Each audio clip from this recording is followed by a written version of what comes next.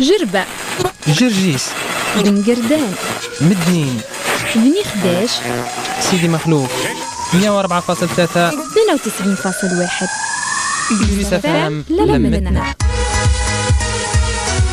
بعد شوية باش نرجعوا لفقرة عروض الشغل، ولكن حاليا زميلنا أحمد لملوم حاضر معنا عبر الهاتف.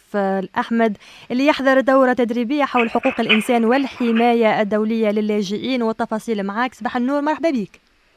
صباح النور، رابع تحية ليك وتحية لكل السادة المستمعين. إذا كما ذكرت رابع، احنا مشاركين في الدورة التدريبية اللي انطلقت أمس بإحدى النزول في تطاوين، دورة تدريبية موجهة للإعلاميين في مجال حقوق الإنسان والحماية الدولية كما ذكرت لك.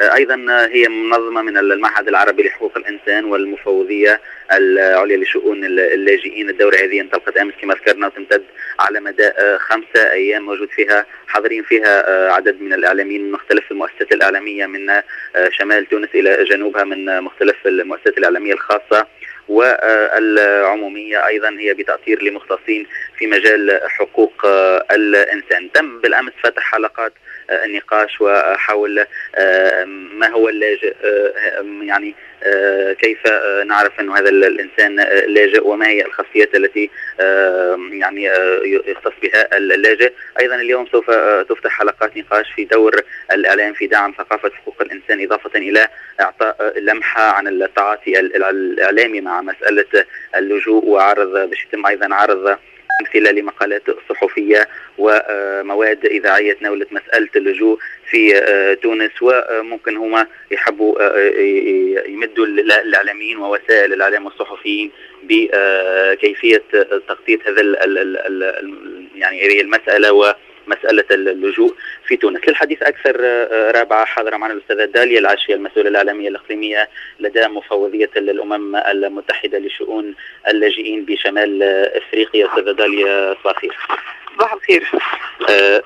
الدورة التدريبية هذه اليوم أكيد عندك فيها يعني باش يتم عندك حصة في الدورة التدريبية هذه اليوم باش تتناول أمثلة يعني لتعاطي الإعلام مسألة اللجوء في تونس. أعطينا فكرة على كيفاش باش يتم تقديم الأمثلة هذه. أول شيء بحب بلش حديثي حتى نحكي عن لماذا اليوم نتكلم أكثر عن موضوع اللجوء. من زمان بالبلدان العربية كنا نستعمل كلمة لاجئ لنعرف باللاجئ الفلسطيني فقط، ولكن اليوم نسمع أكثر فأكثر مواضيع إعلامية حول النزوح القسري في العالم. فمنذ عام 2003 والأزمة العراقية والحرب العراقية، ومع سلسلة النزاعات والحروب المتتالية في العالم العربي، مئات من الآلاف من الأشخاص اضطروا للفرار إلى بر الأمان. فنذكر الأزمة العراقية مثل ما قلت، والتي ما زالت لغاية اليوم بعد 10 سنوات تجبر المئات من الأشخاص إلى النزوح. هناك الأزمة الليبية التي شردت المئات من الآلاف من الليبيين وغير الليبيين داخل وخارج البلاد، والأزمة اليمنية، وأخيرا وأكبرها وأخطرها الأزمة السورية الحالية.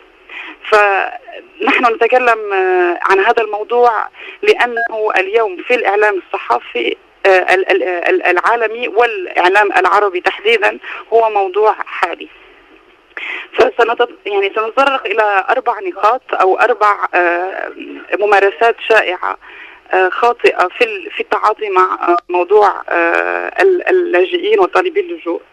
وال4 نقاط هما تجريد الكائن البشري من صفاته الإنسانية والتركيز على الإحصائيات والأرقام من طرف الإعلام طبعا. تماما. الثاني نقطة هو